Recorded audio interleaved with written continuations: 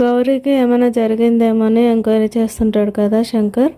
అక్కడున్న కానిస్టేబుల్ గౌరీకి ఏమీ జరగలేదని తనని హరాస్ చేశాడు కానీ తప్పుగా ఏమీ ముట్టుకోలేదని చెప్తుంది. ఆ తర్వాత అక్కడున్న కానిస్టేబుల్ ఇప్పుడే ఒక ఫ్యాక్స్ వచ్చిందని, మరొక డెడ్ బాడీ కనిపించిందని చెప్తాడు. మరోవైపు గౌరీ వాళ్ళ ఇంటికి ఫోన్ చేసి మాట్లాడుతూ ఉంటుంది. వాళ్ళ పిన్ని మాట్లాడుతూ ఉంటుంది. క్షేమంగా ఉన్నానని చెప్తూ ఉంటుంది. అప్పుడే వాళ్ళ బాబాయ్ వచ్చి ఫోన్ లాక్కొని, వాళ్ళ పిన్ని దగ్గర నుంచి ఫోన్ లాక్కొని తన గురించి తప్పుగా మాట్లాడడం మొదలు పెడతాడు.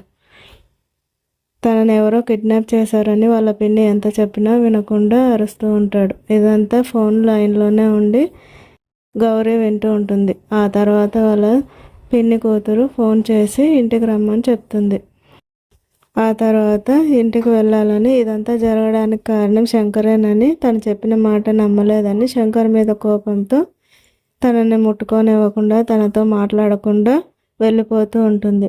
శంకర్ అక్కడున్న కానిస్టేబుల్కి చెప్పి తనకు హెల్ప్ చేయమని, ఇంటికి తీసుకెళ్ళమని చెప్తాడు. అవసరం లేదు నేనే వెళ్తానని వెళ్తూ ఉంటే అప్పుడే వీళ్ళకి కేసు గురించి, కిల్లర్ గురించి ఇన్ఫర్మేషన్ వస్తుంది. దాంతో ఇంతకుముందు గౌరీని అటాక్ చేసిన అపార్ట్మెంట్లోనే తన కళ్ళ ముందే మర్డర్ చేశాడని మళ్ళీ వెనక్కి వచ్చి శంకర్ వాళ్ళకు చెప్తూ ఉంటుంది.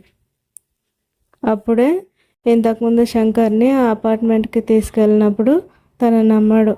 అదే విషయం గుర్తు చేస్తుంది. మరోవైపు ఈ కిల్లర్ బుల్లెట్ గాయంతో హాస్పిటల్కి వెళ్తాడు, పశువుల డాక్టర్ దగ్గరికి. మరోవైపు జరిగిన విషయాన్నంతా గౌరీ చెప్తూ ఉంటుంది. అప్పుడే ఈ కేసు గురించి, ఎన్ని కేసులు ఉన్నాయి, ఒకటే వెపన్, ఒకటే మనిషి చంపాడని అన్నీ బయటకు వస్తాయి.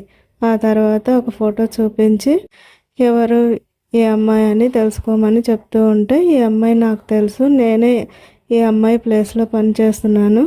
ఆ కిల్లర్ అన్నాడు ఈ అమ్మాయిని కిడ్నాప్ చేసి నాకు ఆ జాబ్ ఇప్పించానని, నా వల్లే ఈ అమ్మాయి చనిపోయింది అని బాధపడుతూ ఉంటుంది.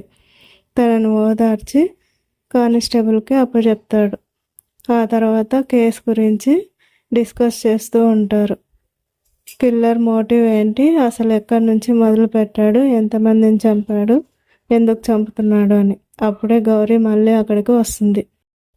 తనకు తెలిసిన విషయాలన్నీ చెప్తూ శంకర్కి హెల్ప్ చేస్తూ ఉంటుంది. తనకు గుర్తుకొచ్చిన విషయాలు చెప్తూ ఉంటే నీ వల్లే ఇదంతా సాధ్యమవుతుందని చెప్తూ ఉంటాడు. అప్పుడే కానిస్టేబుల్ మరొక కేసు గురించి మాట్లాడతాడు. అప్పుడు కూడా గౌరీ శంకర్లు ఒకటిగా ఉన్నప్పుడు రోడ్ మీద ఒక అతన్ని చంపేసి ఉంటాడు కదా, ఆ కేసు గురించి. అది కూడా వీళ్ళే చేశారని చెప్తూ ఉంటాడు. ఆ తర్వాత తనకేం గుర్తుందో మొత్తం రాయమని, నీకేమనిపిస్తే అది రాయమని చెప్తూ ఉంటాడు. తర్వాత కిల్లర్ చంపింది రౌడీ షీటర్ కొడుకుని. అతని వల్లే గౌరీని కిడ్నాప్ చేయడం కుదరలేదని అతన్ని చంపేసి ఉంటాడు కిల్లర్.